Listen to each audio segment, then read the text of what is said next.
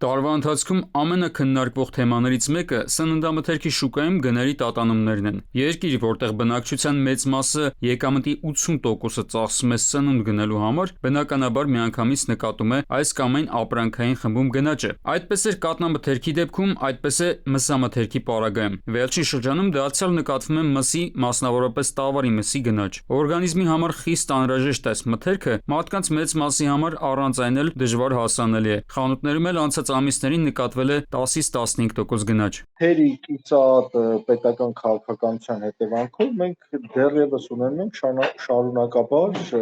կրճատվող գլխաքանակ, ինչը անընդհատ բերում է մսի թանկացմանը, ինչը նաև դիտվեց այս վերջերս տավարի մսի դեպքում։ Չկա նորմալ խելացի անասնաֆերմաներ, չկան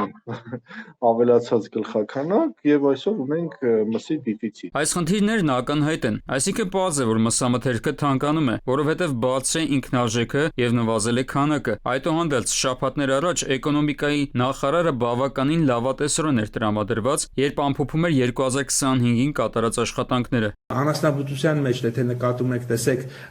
ուրեմն մսի արտադրությունը ավելացել է 7.3%-ով 25-ին 24-ի նկատմամբ, ուրեմն կովերի միջին կաթնատվությունը 25 թվականին շատ ավելի բարձր է եղել, քան 24 թվականին։ Անասնապահությամբ չզբաղվելու ըստ այդմ գլխաքանակի նվազման պատճառներից մեկը համարվում է կաթի մատչելի գներով մթերումը, այսինքն ծախս եկամուտ հարաբերակցությունը ձեռնտու չէ ֆերմերներին։ Կովերի միջին կաթնատվությունը, եթե 2567 կիլոգրամ էր,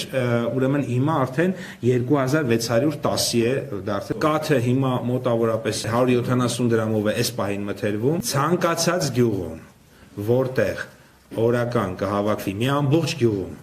700 լիտր կաթ, խնդրում եմ զանգահարեք էկոնոմիկայի նախարարություն։ Մեր սորտերը այնքան վատն են, որ տարեկան 2000-ից 2400 լիտր կաթնատվությունն են, աշխարհում տեղ ցուցանիշ երևի չկա, ամերիկյան այծերի չափ են մեր կովերը կաթ տալիս։ Հետևաբար մսատու տավարաբուծությունն էլ էլի նույն վիճակում է։ Առաջին խնդիրը, որը նշում են մասնագետները, տեղական սելեկտիվ կայանների միջոցով տեղական կլիմային հարմար մսատու եւ կաթնատու կովերի բուծումն է։ Մյուս խնդիրը, որին բախվում են ֆերմերները, անասնակերի թանկությունն է։ Խոզաբուծության եւ տավարաբուծության ոլորտում մսի ինքնարժեքի էական հատվածը հենց սերմի արժեքն է։ Անասնակերի հետ կապված խնդիրը պետք է լուծվի, որպեսզի մենք էժան մրցունակ անասնակեր ունենանք։ Որոշակի շրջան նույնիսկ ցանկատարածությունները բավականաչափ կրճատվեցին, մինչև այս տարի պետությունը սուբսիդիոն քաղաքականություն է իրականացնել